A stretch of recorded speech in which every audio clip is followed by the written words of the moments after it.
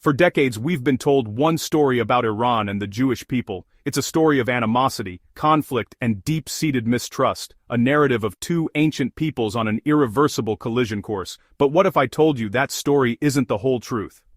What if the modern narrative of endless conflict actually ignores a 3,000-year history, where the relationship between Persians and Jews was often defined not by hostility, but by alliance, respect, and mutual survival? What if I told you the Bible itself gives a pagan Iranian king the same title it reserves for its own prophesied savior, Messiah? This isn't a forgotten fairy tale. This is the hidden history of how a Persian emperor became one of the greatest allies the Jewish people had ever known. And it rewrites much of what we think we know about the Middle East. To understand this unbelievable alliance, we have to go back to the 6th century BCE, one of the darkest moments in Jewish history. The kingdom of Judah had fallen. In 586 BCE, the Babylonian emperor, Nebuchadnezzar II, did the unthinkable. He conquered Jerusalem, burned the sacred First Temple to the ground, and dragged the Jewish people into captivity. This was so much more than a military defeat. It was an existential crisis. Exiled in Babylon, the Jews were a people cut off from their spiritual and ancestral home. Their holiest site was a pile of rubble, and their leaders were enslaved. For 70 years, they lived in a foreign land, under an empire that wanted to erase their identity.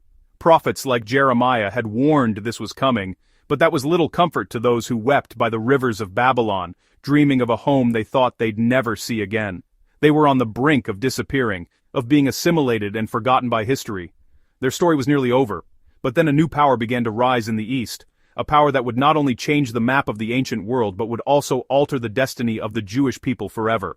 His name was Cyrus, king of a small state called Persia. At the time, Persia was a minor player on a stage dominated by the Babylonians, but Cyrus wasn't just another warlord. He had extraordinary military genius and, even more remarkably, a revolutionary political vision. Starting in 559 BCE, he launched a series of stunning campaigns, forging the Achaemenid Empire, the largest the world had ever seen. In 539 BCE, Cyrus stood at the gates of Babylon, the impenetrable fortress that held the Jewish people captive. And the city fell, not with a bang, but with a whisper. Cyrus's army marched into Babylon in peace, welcomed by many as a liberator, but it was what Cyrus did next that truly shocked the ancient world. In an age where conquerors ruled through cruelty and forced assimilation, Cyrus introduced a radical new policy: tolerance. He believed an empire was more stable when its diverse peoples could keep their own cultures and worship their own gods. This wasn't just a moral stance, it was brilliant political strategy. The proof? An object that survives to this day, the Cyrus cylinder. Discovered in the ruins of Babylon in 1879, this small clay cylinder records Cyrus's decree, describing how he allowed displaced peoples to return to their homelands and rebuild their temples. While it doesn't mention the Jews by name, it confirms that his policy of restoration was real. He wasn't just a conqueror, he was a rebuilder, and for the Jews in Babylon, he was the answer to their prayers. The Bible's book of Ezra records the moment that changed everything. It says that in his very first year as ruler, the Lord stirred up the spirit of Cyrus, king of Persia, so that he made a proclamation throughout all his kingdom. That proclamation was a royal decree granting Jews permission to return to Jerusalem and, crucially, to rebuild their temple. Cyrus didn't just permit their return, he funded it. He ordered that the sacred temple vessels Nebuchadnezzar had looted, all 5,400 of them, be returned. He even commanded the royal treasury to help pay for construction.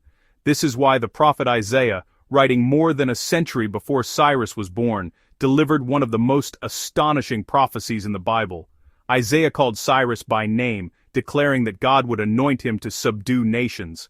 Then in Isaiah 45:1, the text refers to Cyrus as God's anointed one, the Hebrew word for which is Mashiach, or Messiah. That's right, a non-Jewish pagan king was given a title reserved for the prophesied savior of Israel. Cyrus was God's chosen instrument, a shepherd tasked with bringing his people home.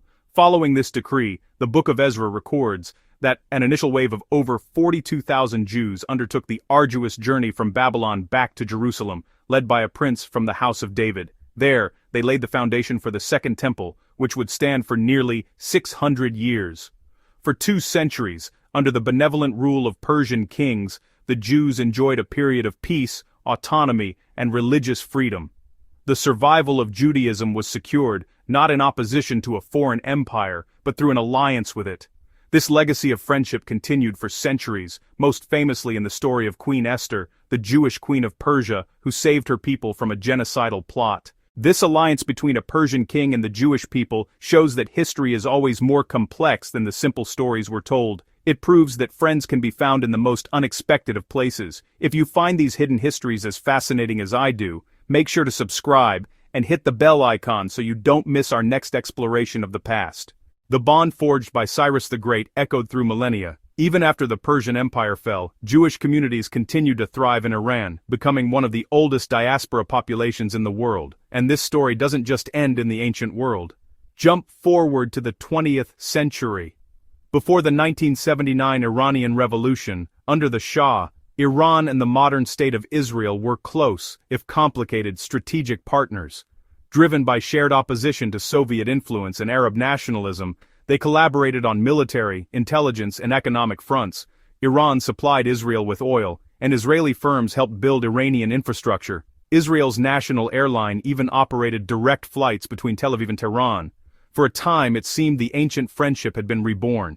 The 1979 revolution shattered this relationship, replacing pragmatism with ideological hostility.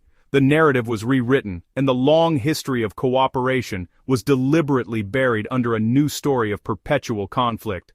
Yet despite the harsh political rhetoric, Iran is still home to the largest Jewish community in the Middle East outside of Israel, a remnant of that ancient population.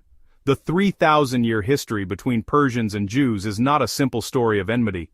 It's a complex tapestry of coexistence, cultural exchange, and at a crucial moment, a powerful alliance that saved a people. The actions of Cyrus the Great are a powerful reminder that the divisions of today were not always the realities of yesterday. So the next time you hear the story of an inevitable conflict between Iran and the Jewish people, remember the pagan king the Bible called a Messiah, and ask yourself, which histories are we told to remember and which are we made to forget?